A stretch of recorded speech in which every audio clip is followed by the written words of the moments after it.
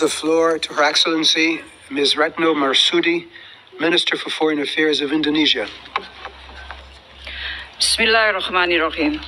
Mr. President, I flew 21 hours from Jakarta to attend this meeting.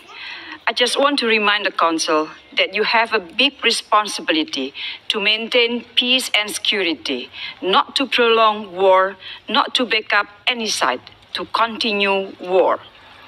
Indonesia condemned the continuing unprecedented aggression against civilians by Israel in Gaza. We are seeing a humanitarian catastrophe. Crimes against humanity are happening as we speak. Are we going to stand idle? Attacking hospitals, religious places, blocking access to power, water, fuel, and displacing population of the Gaza Strip are being conducted as a collective punishment. At the same time, civilian hostages are being held. Their lives are in critical danger. So I come here to ask the Council, how are you going to exercise your responsibility? When are you going to stop the war in Gaza, create ceasefire, open access to humanitarian assistance, call for immediate release of civilians, stop the illegal occupation of Israel? I have to repeat it. Stop the illegal occupation of Israel. Every second wasted due to political disagreement and failure for consensus represent a humanitarian defeat for the Palestinians and creates further instability for the world. How many more lives should perish before this August Council make a move?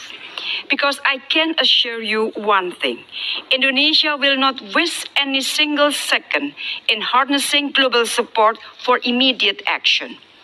Through the OIC, ASEAN, the ASEAN GCC, and D8 meetings, Indonesia has pushed for a united voice to urge for the cessation of violence and focus on tackling the urgent humanitarian catastrophe. Mr. President, Indonesia calls the Council on 3 points. First, a united call for an immediate ceasefire. Silence is harrowing against deafening sound and bullets and rockets. Blanket support shown to one side has so far led to further disproportionate use of force, violation of international humanitarian law, and impunity. It is our collective obligation to end the cycle of violence before it escalates into a regional and global calamity. Second, prioritization of humanitarian access. More than 2 million people in Gaza are hanging on to their lives for basic humanitarian needs.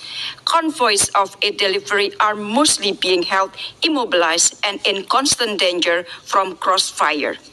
The Security Council must urge immediately for safe and unimpeded passage of humanitarian access and respect toward humanitarian law. Third, move beyond politics. Bring back humanity to the Security Council. Please use your great power to the Palestinians deserve equal rights and treatments. We are all human beings. We all deserve to have a home.